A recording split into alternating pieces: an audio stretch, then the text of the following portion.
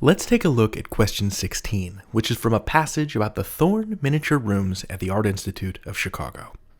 The couch and chairs are in keeping with the style of the time. Covered in luxurious velvet, they are characterized by elegantly curved arms and legs. Okay, and our choices are A, no change, so a comma after time and a comma after velvet. B, a semicolon after time and a comma after velvet. Choice C, being covered in luxurious velvet with no punctuation after time and a comma after velvet. And choice D, a semicolon after time and then no punctuation after velvet. All right, I think I can quite reasonably infer that we're working with the punctuation question here. And we're looking at commas and semicolons here, so I have some notion of where I want to push this worked example. There's going to be 5 or 6 questions about punctuation on your official SAT. Our top tips for punctuation questions are as follows. Top tip: identify all independent clauses. Independent clauses are clauses that can stand on their own as sentences. They have a subject and a main verb. Remember that semicolons link to independent clauses, as in, I like bananas, semicolon, they're full of potassium. Single commas can link to independent clauses only if they are paired with a conjunction, like and or but, as in, I like bananas, comma, but I'll only eat them with ice cream. And remember that paired commas can be used to set off non-essential elements, as in, bananas, comma, which grow on trees, comma, are technically a kind of berry. Top tip: avoid comma splice errors. When only a comma is used to link two independent clauses without one of those conjunctions like and, but, or for, it results in a comma splice error, which isn't grammatical. An example of a comma splice would be, Teddy likes bears, comma, he has 32 in his collection, and both of those clauses are independent. Both Teddy likes bears and he has 32 in his collection are independent clauses, so a comma is not sufficient.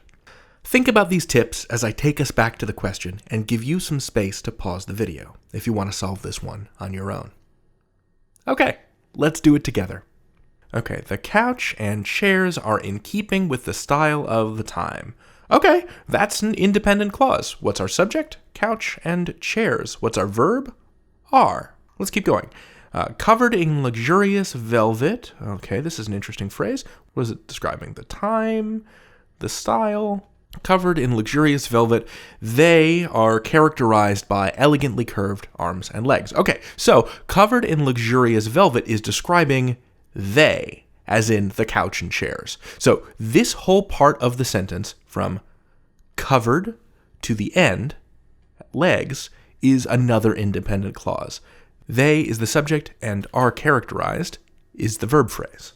So now that we know that we're dealing with two independent clauses, we know that we need to find a choice that either uses a semicolon or a comma with a conjunction to combine them. And choice A only uses a comma to combine the two independent clauses, and that's a comma splice. There's no conjunction here, so it's no good. Now, some of you out there might be thinking, hold on, David, there's 2 commas there, right? Aren't they surrounding that non-essential element? Isn't that okay? And I would say to you, first of all, good listening. Yes, covered in luxurious velvet is a non-essential element. Okay, so one way to check whether the paired commas are working correctly to set off a non-essential element is to cross the element out and read the sentence through without it. So here we go, I'm going to cross out covered in luxurious velvet. The couch and chairs are in keeping with the style of the time. They are characterized by elegantly curved arms and legs.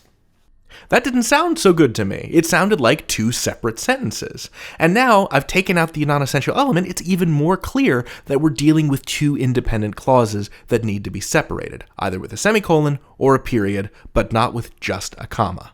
So I'm going to cross out choice A.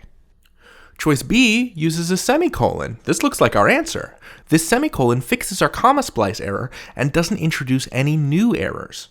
Now, on test day, I'd circle B and move on, but for the sake of completeness, I'll show you why C and D are wrong. So, choice C, the couch and chairs are in keeping with the style of the time, being covered in luxurious velvet, comma. That sounds awkward to me. And also, this choice only has 1 comma at the end, which leaves us with a comma splice error, right? Bye-bye, choice C.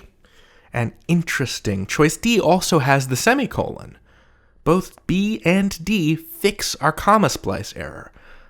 The only difference between them is the comma after velvet in choice B. So what does that comma do, and is it necessary?